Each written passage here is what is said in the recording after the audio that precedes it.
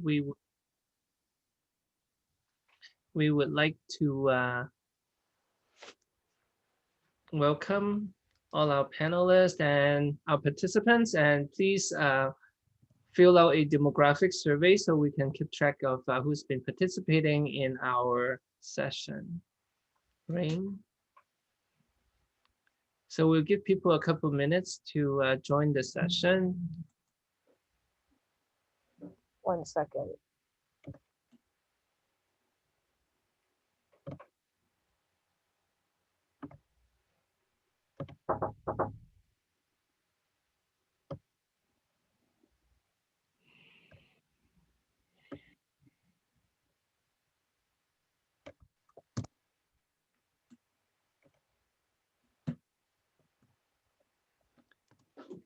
So if you can respond to it, it will be appreciated.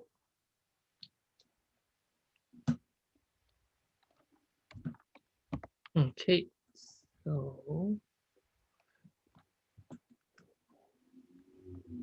next slide. So before we start the session, we would like to invite Rain to do a land acknowledgement. So with gratitude and respect, our team here at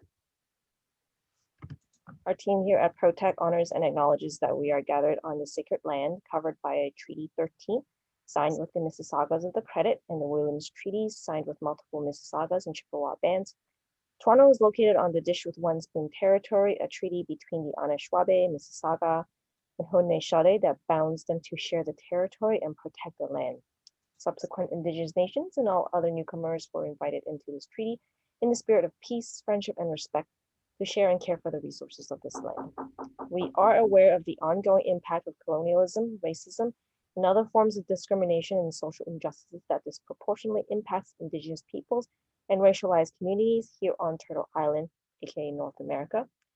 We stand in solidarity to continue our fight against anti-Indigenous, anti-Black, anti-Asian, Islamophobia, and any other forms of racism and social oppressions locally and globally.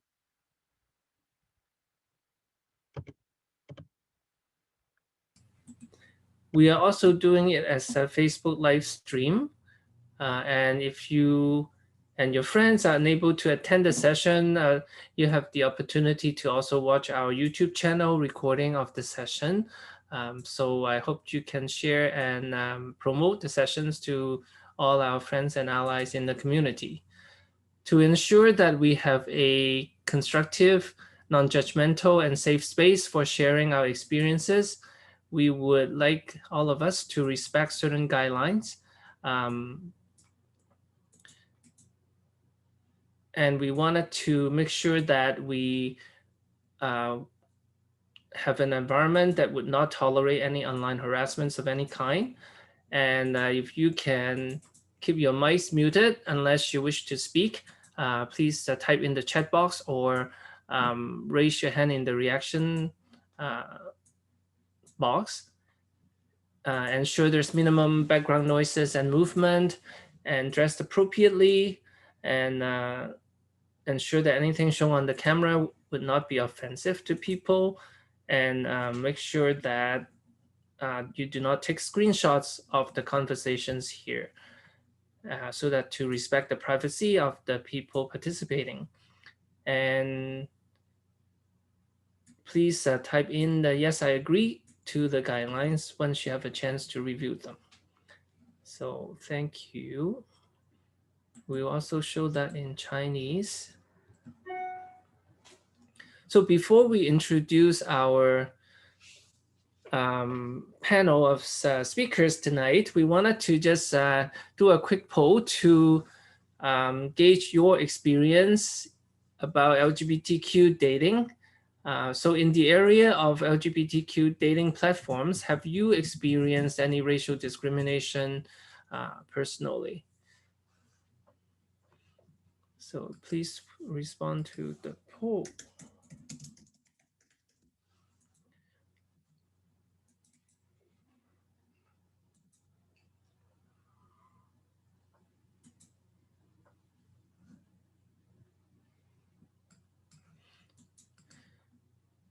So thank you very much.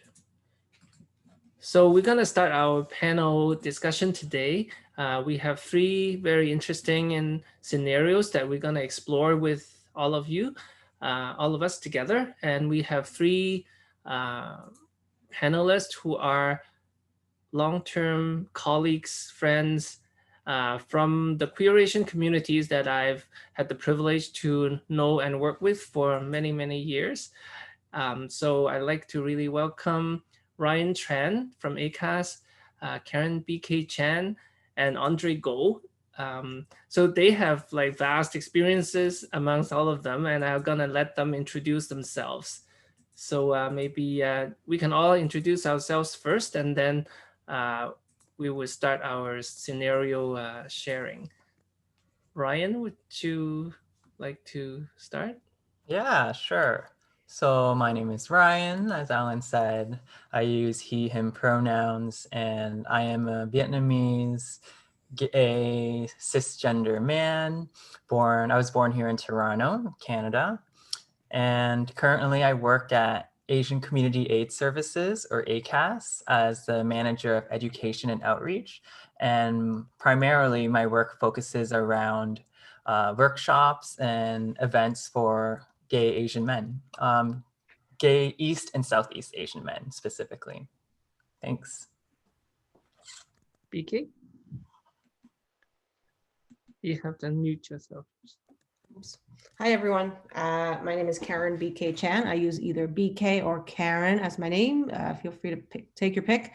I use she or they pronouns. We do take your pick. I am a trainer and a speaker. My interests are in emotional intelligence, and that's what I do. I have been connected to the LGBTQ Asian, East and Southeast Asian communities through a number of organizations and movements that involve many of you who are in the room. So I'm happy to be here. Thanks for having me. Thank you. Andre? Hello, my name's Andre Goh. I've been part of, I go by he, him. I've been part of the queer East Asian and Asian community here in Toronto for a few decades, and watched the city grow and change over time. I work in the field of equity, diversity, inclusion, and also in human rights investigations. I think my passions are to, well, you know, after so long, but I still continue to hope for equality for all, where we don't have to do things like this. And, well, maybe in my lifetime. Anyway, thank you. So thanks again to our panelists. I realized we just started to stream live on Facebook, so maybe we'll introduce Ryan Tran and Karen BK Chan again as well, who has a vast experience from working in the Asian Community Aid Services and also as personal trainer and educator in the fields of emotional intelligence and sexual health, right? So without further delay, we would like to maybe post our first case scenario. We're gonna post a few different case scenarios. As you know that the pandemic has impacted it all and has exacerbated pre-existing inequities and discrimination faced by many, especially marginalized communities, right? So some of the issues that we're gonna post are longstanding, and some has specific context and impact because of the pandemic. So I think we wanted to just unpack and explore some of those issues, and also, you know, share some perspectives on how we can individually and collectively tackle some of those. So maybe Ryan, you can start with the first case scenario.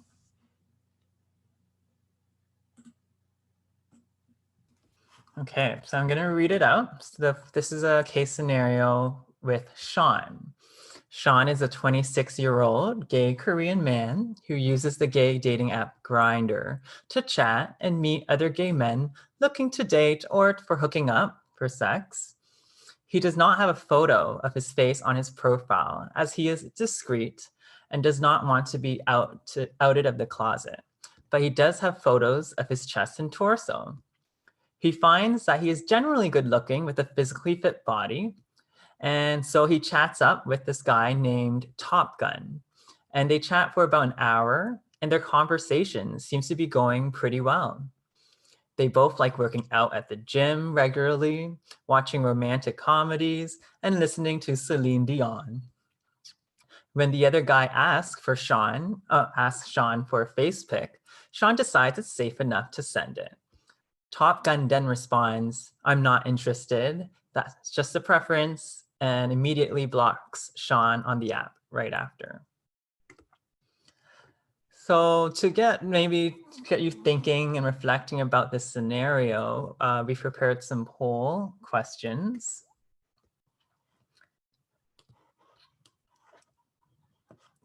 Can we launch those polls to... And so there are 3 questions. The first one is a multiple choice, so you can choose as many as you want in the response. So if you were Sean in this situation, how would you feel? And there is a bunch of options for different feelings of what this person might feel like. And then the second one would be, why do you think Sean was rejected? Again, you can choose multiple options for this. And then the last question is, do you think it is racist to not be attracted to someone based on their race? And that one is a single response. Yeah, so if you scroll down after you finish the first question, then you can get through all 3 questions in this one poll. And don't worry about like a right answer or a wrong answer. This is just to start engaging into like a conversation. This scenario is meant to be a little, there's some ambiguity in it as well, because we want to have this kind of discussion about it.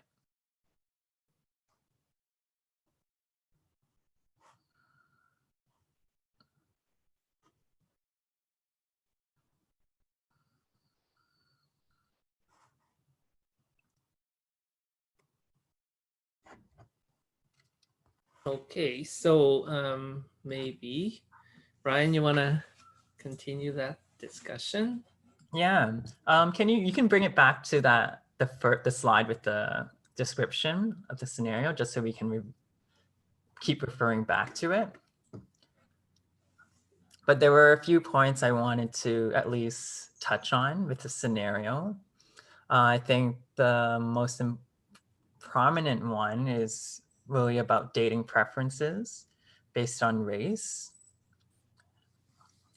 I think we're becoming more aware as a society that dating preferences based on race is defined as being racist, especially because race, like Asians as a race, is very diverse in all the ethnicities and countries within Asia. And so we're not limited to certain facial features or body types within different racial groups. We're so diverse in how we look that it's really a generalization or stereotype to define a group of people based on as having one particular feature. Another point I wanted to point out was that I did not specify the race of Top Gun, right? The person that we're chatting with. That is because we do experience racism from other races, from the dominant white society, but also within other races as well. Internalized racism is there too. So it's not necessarily attributed to who or what race the other person belongs to. Another issue we're trying to address is also how we define beauty standards, right? In North America and with Hollywood and media and representation, we see a very skewed, specific, westernized look for how someone should look like, what attractiveness looks like. And that could be a very particular body type, right? How physically they look, athletic, muscular, cheekbones, chiseled jaw lines, eye shape, eyelids. It's very specific. Yet it doesn't really reflect that attractiveness is actually very flexible. What we define as attractive varies among different people. So what someone might not think is attractive may be attractive to somebody else. So there's always someone for someone. And this ties into a bigger issue of like dating currency. How do we measure other people by how they look, by their race, their body, their age, on these superficial or materialistic things? So those are the issues I wanted to address with this scenario.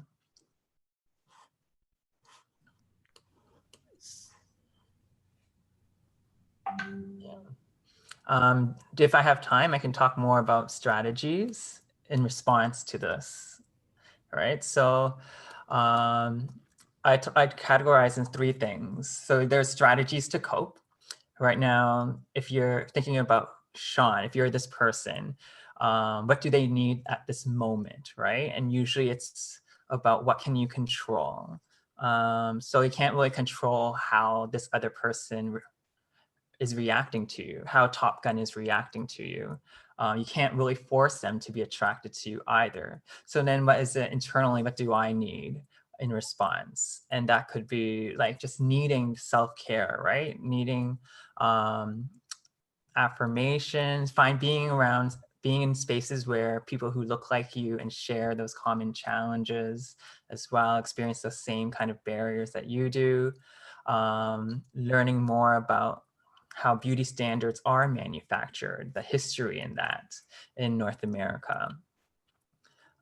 Ways to build yourself up. These are all strategies for coping. And then there's strategies for preventing this or avoiding this kind of situation. So I've noted how like Sean here does not have a picture of his face. So if possible, a way to avoid this kind of situation is just to be clear and upfront with who you are, with a clear picture with your face on it. However, this isn't possible for everybody if they're not out of the closet, right? Like Sean is. So it's not possible as for everybody. However, if you are able to have your picture up front, and an approach is a passive approach, letting others message you. If you're not feeling like you have the self-esteem or the confidence to bear all these rejections, then how about you might want to do a passive approach of waiting for other guys to message you instead of messaging everybody. As the more people you message, of course, there's a higher chance of being rejected by more people. So that's just the expectation in general for dating. So you could do a more passive approach. However, you have to also you have to expect that you're not going to get as many messages as before, right? But you can be patient if you need to. And then lastly is about strategies for addressing anti-racism. So on Grindr, I would say it's not the best place to be able to educate someone.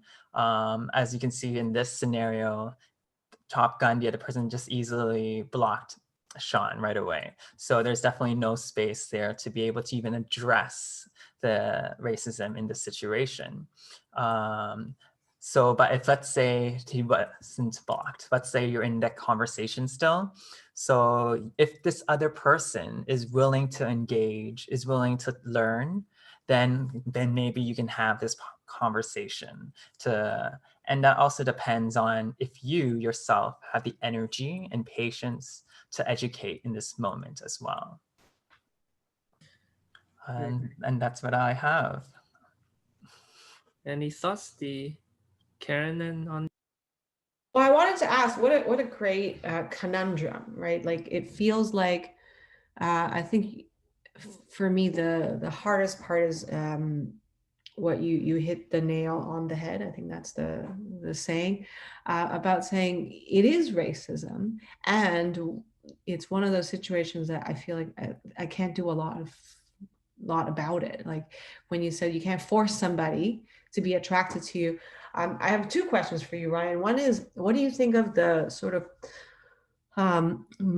movement or the idea, I don't know if you're familiar with it, people who are trying to be attracted to bodies that they're not intuitively or not yet attracted to.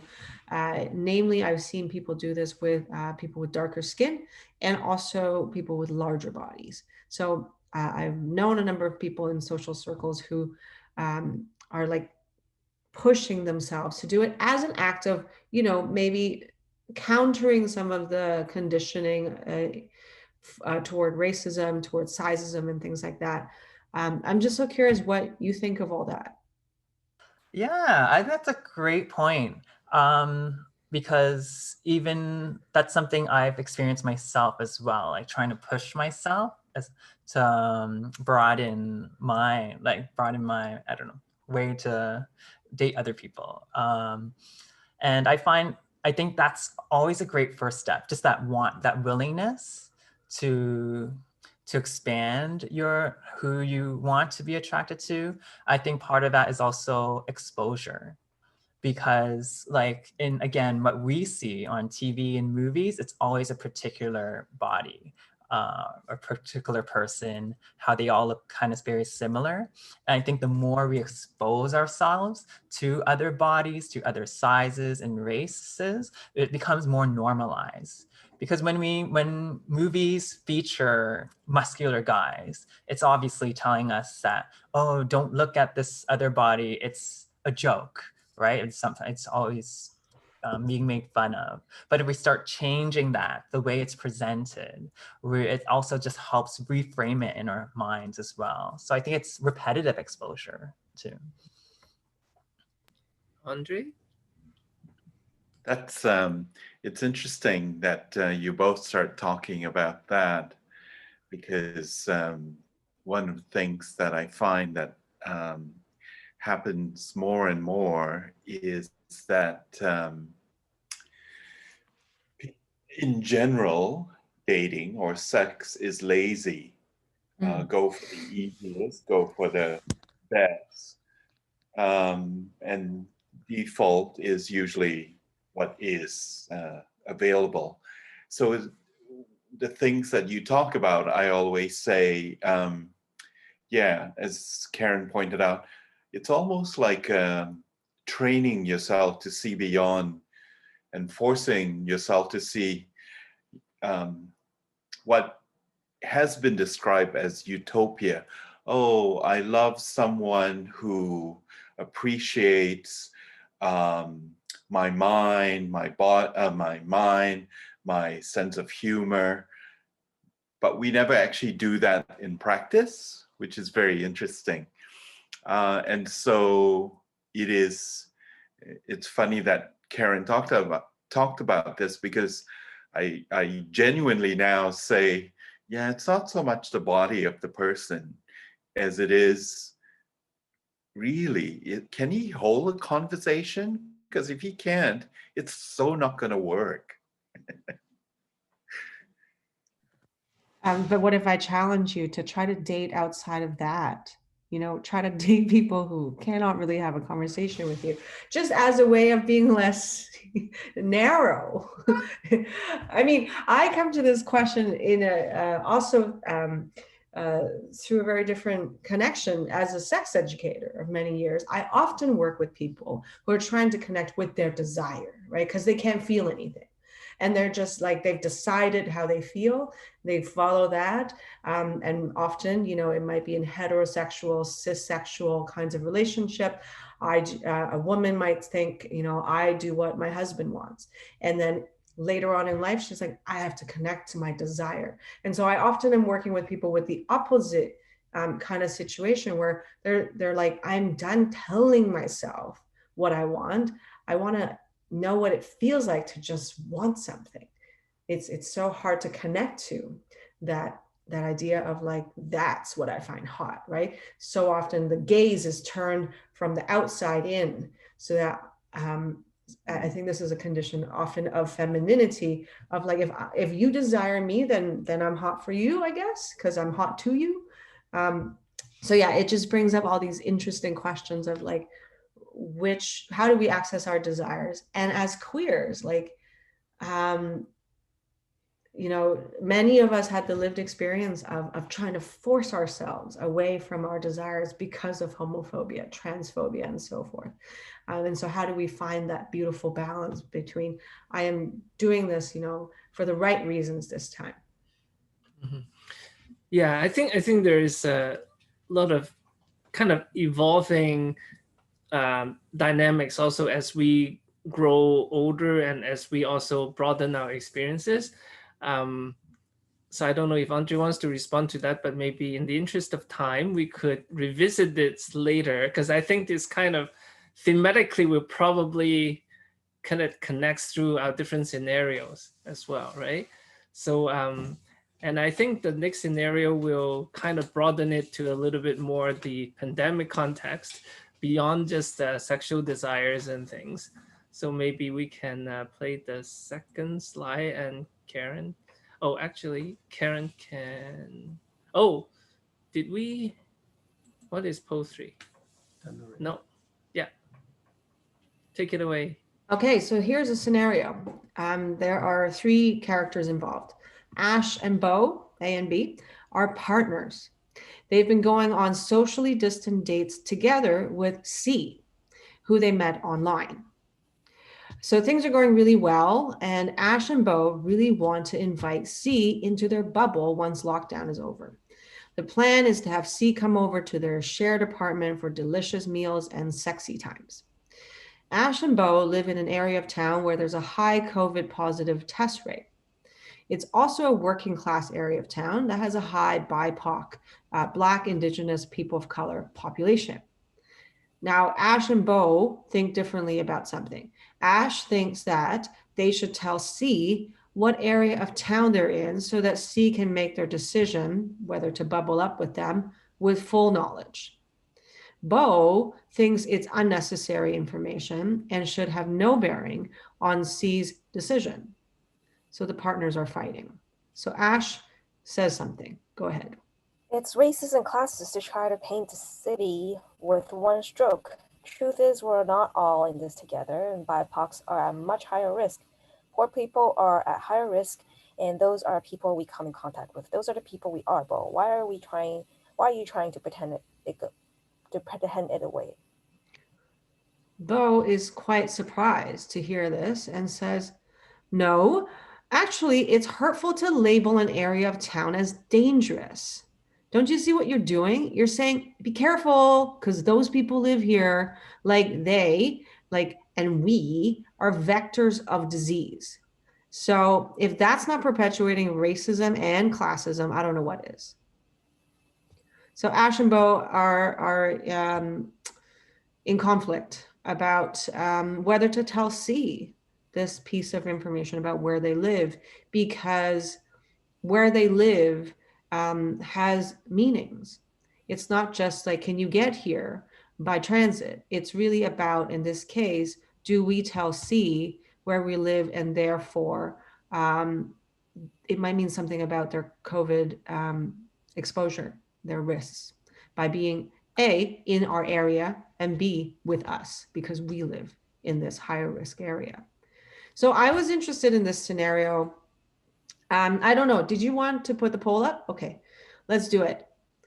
We've got a few questions in the poll, a couple. So the first question is, if you were experiencing this scenario, how might you feel? So assuming you're one of the partners, would you feel that the situation is simple and clear cut? Would you feel that the situation is complex and unclear? Would you feel conflicted? Would you feel some other feelings? And second, if you were experiencing this scenario, what might you do? You might agree with Ash. Let's talk about the social dimensions of COVID, meaning race and class. Or would you agree with Bo? No, let's be careful about adding to racism and classism that are existing. Would you tell C where you live? Or would you tell C, not tell C where you live yet? Eventually you'd have to tell them if they're coming over, but not tell them yet. So have a think on that.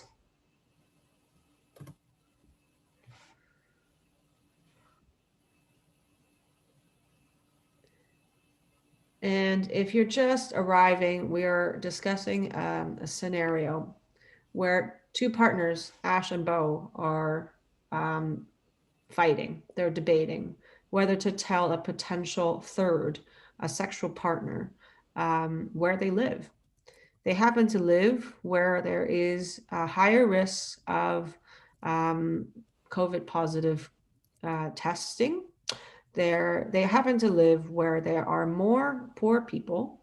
They happen to live where there are more Black, Indigenous, and people of color living.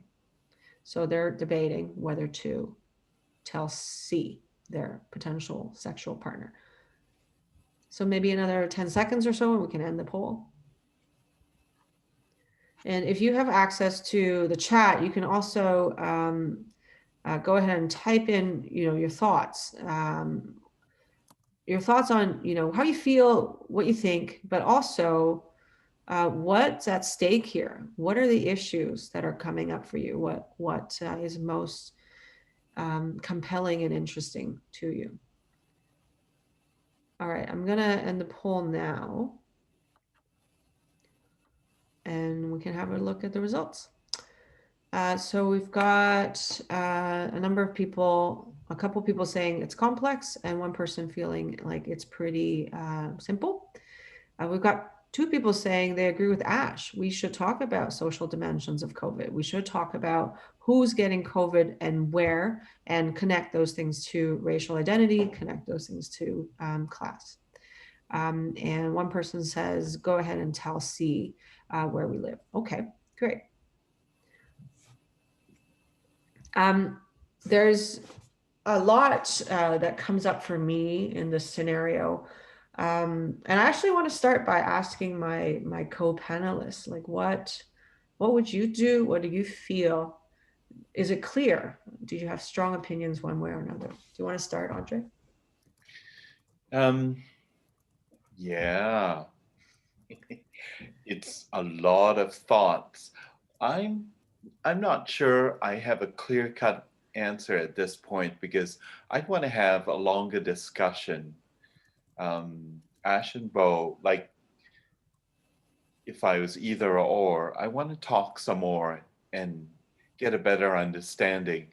Not only so we're on the same page or so we understand where we're each coming from, but also what the challenges, insecurities, concerns I have, the other person has as well.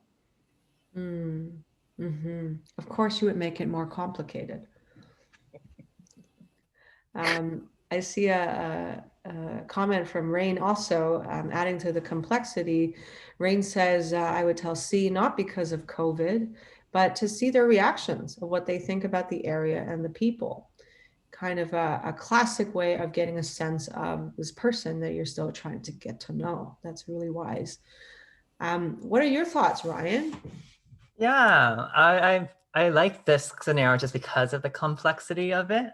And of course, there's no simple answer.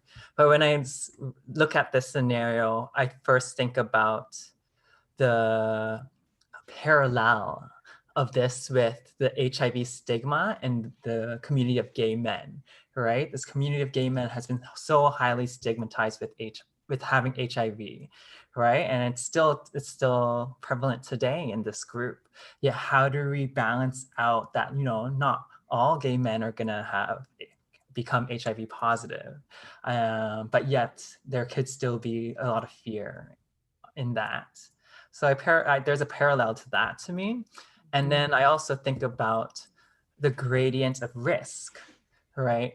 If we don't think about we don't look at it like in the lens of race, but we look at it just on what are your actions, whether the risky actions that this person C might be taking in this neighborhood. Would C just go directly to Ash and Bo's place, or is C gonna make a stop at the local Tim Hortons, and then B take a drink and eat in the restaurant nearby for half an hour? Like we don't, that would increase the risk then.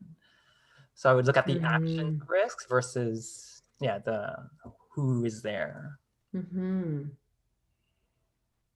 Interesting. I also was brought it brought to mind HIV stigma too, and it made me think about the barring, for example, gay men from donating blood. I feel like it's a similar idea that this is more prevalent in this population, and so to protect everyone else, we're going to have these protective measures. Way back when. Andre, were you about to say something? Your scenario sounded familiar to me, and then I remembered why. So in the 80s and 90s, I lived in St. Jamestown for 10 years. For those who don't know, St. Jamestown has or had a reputation for immigrant. I remember in the late 80s when I had a group of new friends who are all white men and women, queer men and women. And once I decided to invite everybody for dinner, and I was going to cook. And when I remember gave my address. Back then there was no internet or smartphones. And I got messages, do you really live there? Is it safe to come? And I remember my reaction was, I live here, and I knew there were other things that I couldn't address at the time. And I knew there was hurt feelings and judgment. And so that's why it's like, in a way, what Rain proposed is like, yeah. But on the other hand, if you like somebody and are respectful of someone, I don't think it's fair to, what's the word? Test drive them, so to speak. Let's see how they are. I think playing games with each other in the world of dating is just not nice, because I wouldn't want to be test driven like that either. So much to think about. I just keep thinking I would then fight with my partner for months, and we'd lose C, and C would get turned off because we're so drama, and then we don't have a problem anymore. That'll be But I think this has been a long time question I've had, thinking about everything from like, do we collect demographic information when we do STI testing, right?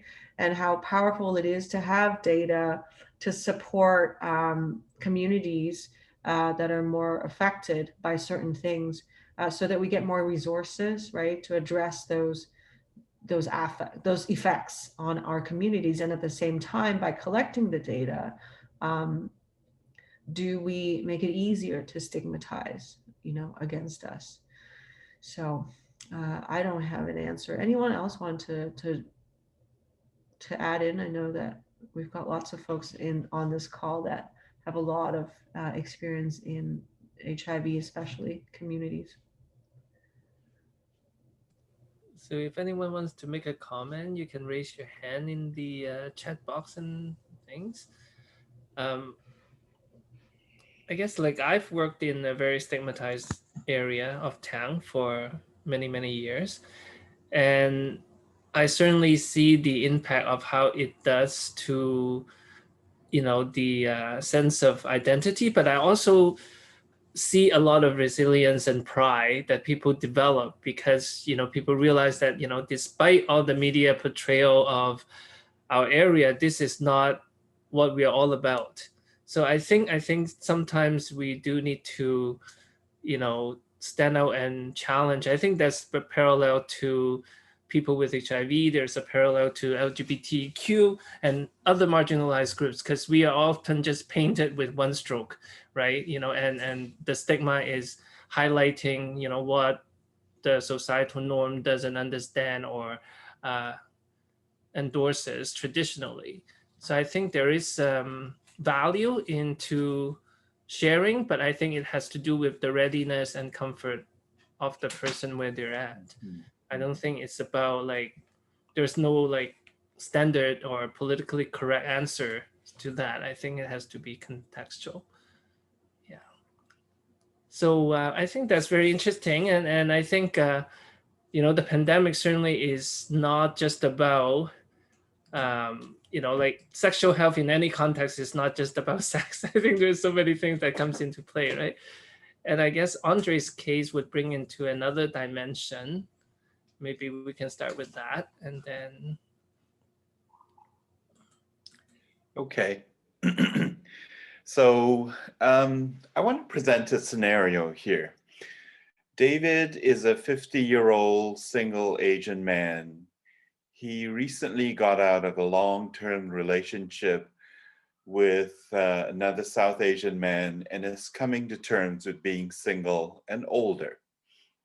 Recently, a friend told him about Hinge and how this dating app is for people who are looking for serious relationships and not hookups.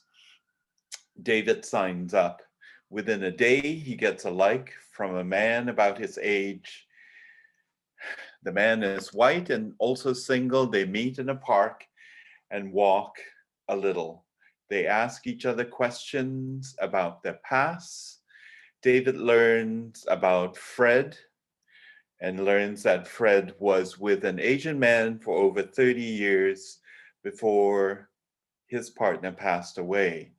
They lived in a small town in Northern Ontario.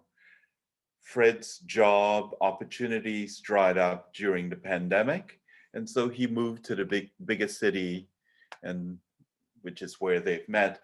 Fred tells him that he is looking for someone to grow old with, to share their lives, to look after him at home, to cook nice stir fries, and to be his partner.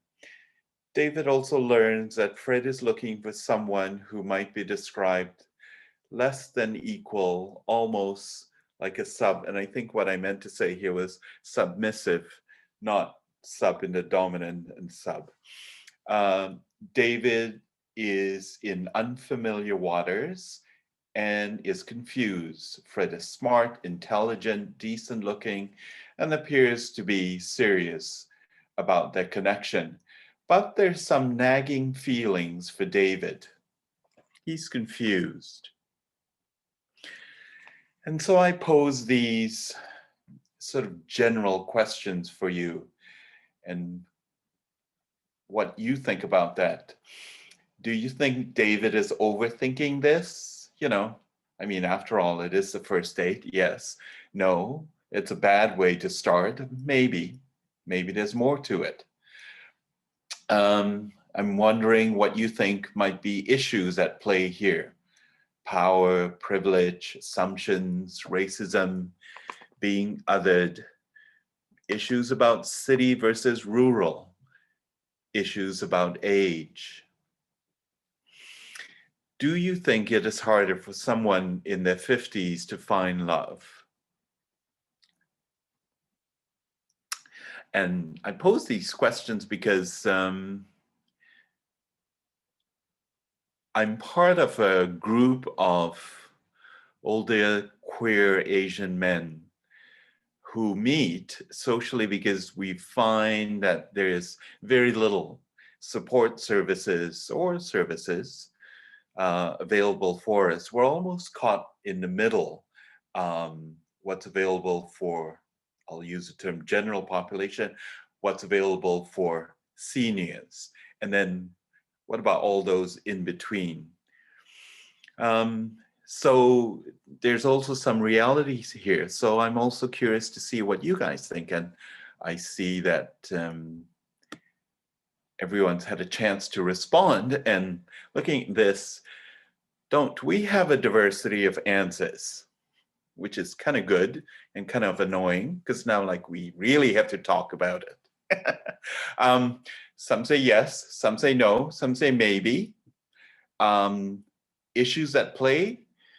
Yeah, it looks like many people think assumptions on both sides, city versus rural living are big things. The other issues, somewhat big. And in terms of, is it harder? Not sure, and yes, but definitely not no, that you don't think it's harder. So, or no, that it is harder. So, very interesting. What do you guys think, my fellow panelists? Karen. This is so interesting to me. It really, the scenario really pits two parts within myself against each other. One part is this belief of like how things should be. What is the right way to be and to do things and to have relationships? And then it pits it against what ends up being the case. And so that relationships are not ideal, and that how much energy should I invest into trying to have an ideal relationship? And I don't mean like, or should I settle? Just simply that, or should I be more realistic that we know relationships cannot be perfect, but how imperfect is imperfect. So and in this case particularly, I feel like the immediate feeling I have is, of course not. Like I'm not, submissive to anyone unless I'm choosing to be in a sub dom kind of situation. And you will not talk to me like that, and so forth. And at the same time, I'm just wondering, I don't know, maybe David, it really depends on how it feels for David, so, but I also want to recognize that there's some, I feel as if there is some social shame around it, that if David and Fred are out somewhere and I'm friends with David, that he might think that I would judge his relationship choice. So those are some things that have come up for me. Thank you. What do you think, Ryan? Yeah, I like that Karen BK was saying about, like, brought up the different ideals of what a relationship might look like. Like, I made the assumption that maybe David doesn't want to have this kind of submissive role. So I think that that was a little enlightening for me, because to me, I think here from this scenario, it sounds like there might be some different expectations on what either person wants in a relationship or what a relationship looks like to either of them. So that's just something I feel like just needs to be explored between the two of them, right? So that they're both on the same page exactly what they want. For me, automatically for me, when I hear that this person, the other person, Fred, wants a sub, that to me like is a sign of caution. If that's not because that's not something I would completely want in my relationship, to be a sub. So I proceed with caution, but still to pursue a little more, to learn more about Fred as well. Those are my first thoughts. Yeah. I like those. And of course, I encourage attendees to post questions in the chat room as well, or thoughts, because these are all very helpful. Interestingly enough, this scenario is somewhat different yet similar to what you presented, Ryan, in the sense that in your scenario with the dating app, so you have, I can block you immediately. There's no opportunity to explore, clarify, am I making assumptions? Whereas here, we've met, and we may have an opportunity to clarify, or I suppose David could block if he so chooses. But so it's interesting. And I sometimes think age has a factor in that. Um, in my humble opinion, what I found is that the older I get, the less, not, this word is a strong word, but for me, I try not to make judgments too quickly. I'd like to hear you explain to me what you mean. And I find as well, I do that sometimes to the annoyance of my friends or potential when I'm on dates. What do you mean by that? I don't think I understand eye rolling happens, but you know, these things I think are, for me, helpful because I don't want to presume that I know exactly what you mean. For example, David thinks, oh, sounds like he wants a submissive boyfriend, maybe like a geisha girl, to, you know, be there behind the scenes. Maybe not. Maybe that's not what Fred had in mind at all. But he's using words that sounds like it, right? So I always say it's hard, but it's interesting because in all our three scenarios, we there's potential of assumptions that are being made differently, but yet there, which may be where Ellen comes in about dating.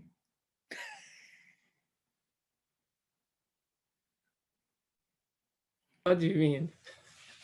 Well, what do you think of someone who I'm going to assume hasn't dated for a while, hasn't been in a dating game for a while?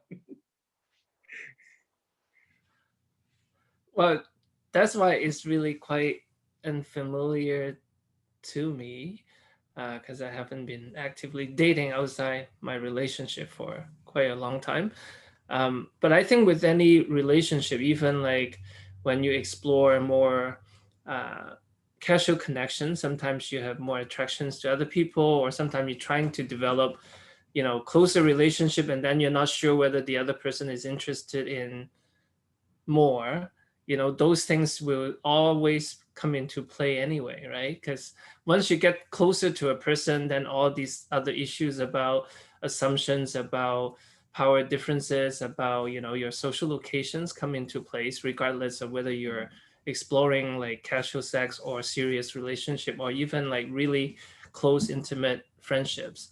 So I think it's really, really complex. I don't think there is like a formulaic. I think one thing I was really impressed with this discussion is, um, for me, I find that it's a lifelong lessons to develop more awareness about my own assumptions and my own judgments and my own hang-ups, and how social conditions have shaped my perceptions and relationship with other people.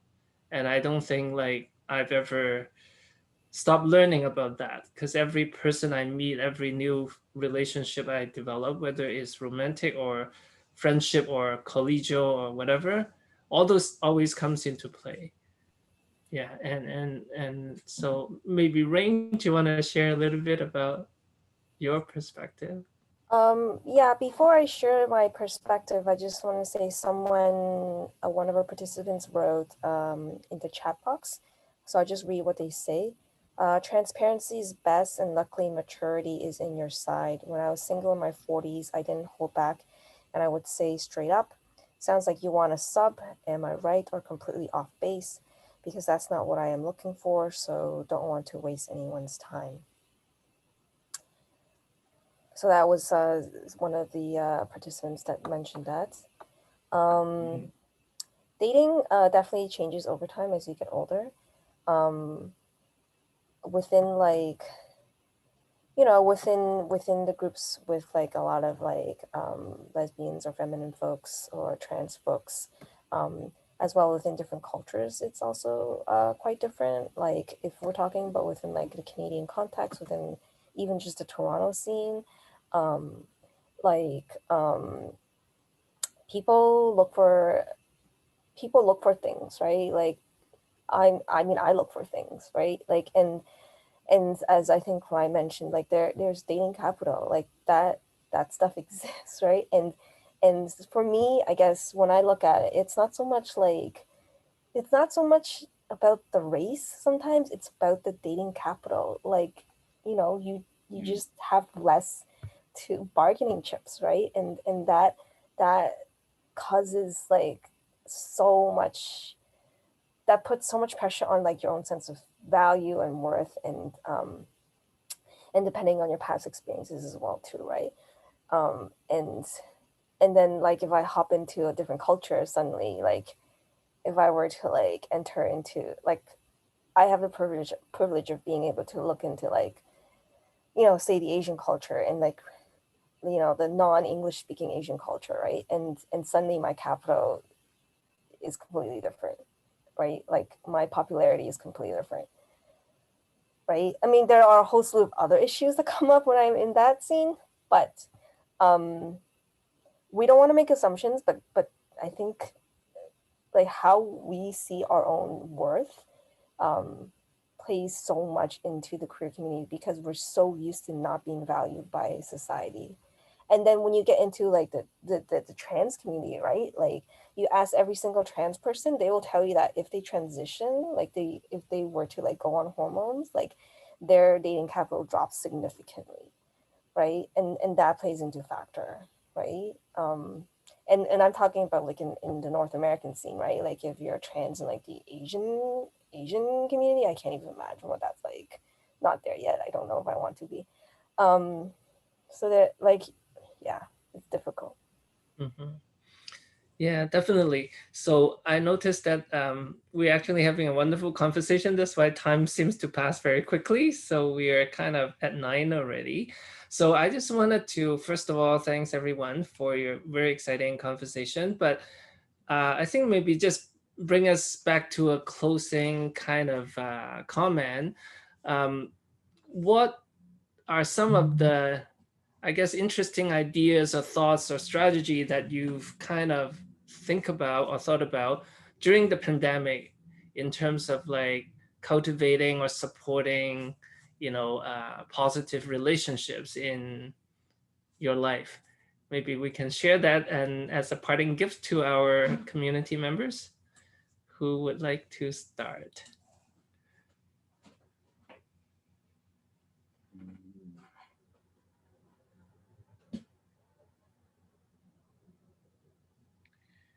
Maybe I can go. And I think for me, I hear many people say during COVID, it's been, oh, it's horrible. Oh, my life, it's miserable. Um, I actually say I'm okay, and I genuinely am okay. My Oh, you're a little bit frozen. How's the other question? Maybe we can come back to Andre. Maybe Ryan and Karen can chip in. Yeah, I was thinking, what a great question, Alan. And I wanted to say, things like working on my own gratitude really makes a difference. And it's the truth. And at the same time, that's not what makes like conflicts better. And I do feel like there are more conflicts during pandemic just because I'm cooped up.